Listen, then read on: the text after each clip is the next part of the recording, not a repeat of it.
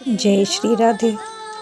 आइए सुनते हैं श्री प्रेमानंद जी महाराज की एकांतिक वार्ता। आज के सभी प्रश्न बहुत ही अच्छे हैं, पूरा ज़रूर सुनिएगा। फिलहाल महाराज जी की तबीयत कुछ ख़राब है, राधे रानी से उनके लिए दुआ कीजिएगा।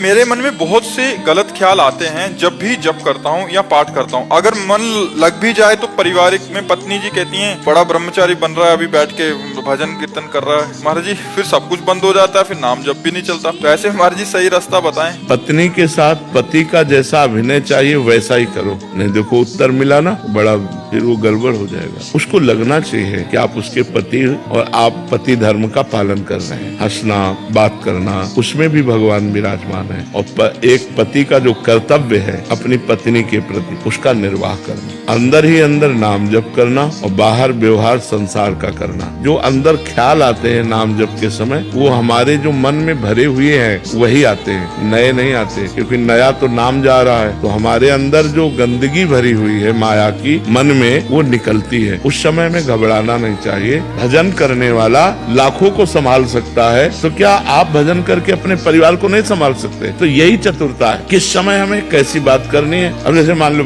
पत्नी आई, सुनो जी, नहीं अब हमसे बात मत करो, हम भजन कर रहे हैं, अब गड़बड़ हो जाएगा। हाँ हाँ बताओ, ऐसे प्यार से बात करो कि उसको लगना चाहिए कि हाँ ये नॉर्मल है। वो अगर देखेगी ये सीरियस हो रहा है भजन में, तो वो घबरा जाएगी कि ये तो बाबा जी बन जाएंगे। ये तो वो तो बोलती है अगर भजन करोगे तो काम नहीं बन के आऊंगी मैं। ये, और अगर तुम ठीक अभिनय करोगे तो अर्धांगिनी बन के रहेगी।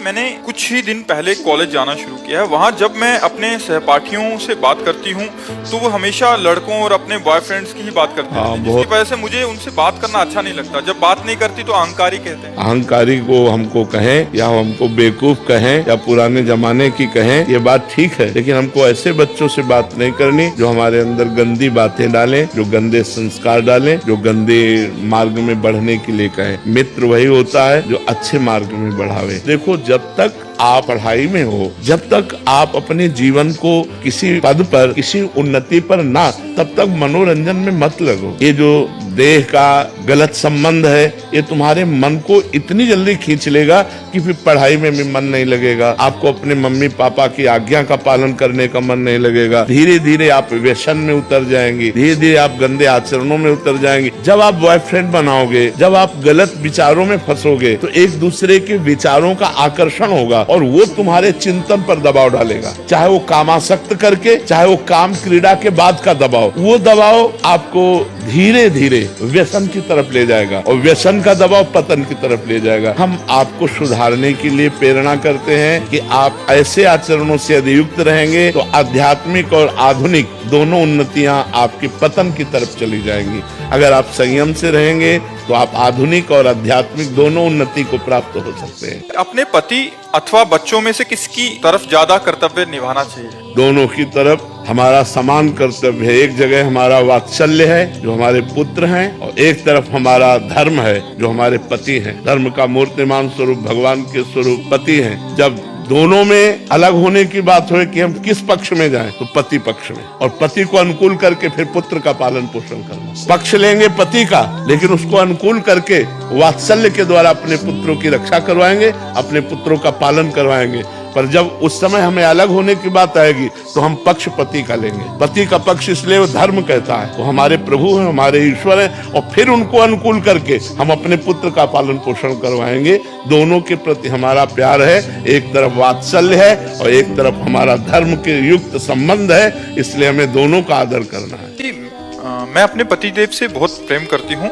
मैं चाहती हूँ कि पतिदेव भी भगवत मार्ग में लगे, उन्हें भी भगवत प्राप्ति हो। पर जो भी सुनते हैं, जो भी सत्संग या नाम जप की पूरा दिन, मतलब जब भी वो मोबाइल पे हैं या कोई मूवी देख रहे हैं, तो मैं बोलती रहती हूँ नाम जप करो, और मतलब कह रहे हैं कभी कभी नाराज भी हो जाते हैं, तो कितना चिढ़ भी जाते हैं। फिर भी मैं बार बार भजन करने के लिए प्रेरित करती रही हूँ। तो मैं गलत तो नहीं? आपका कार्य कहना ठीक है, लेकिन जब हम देख लें कि हमारे कहने से इनका परिवर्तन नहीं हो रहा, तो हमें दूसरा प्रयोग करना चाहिए।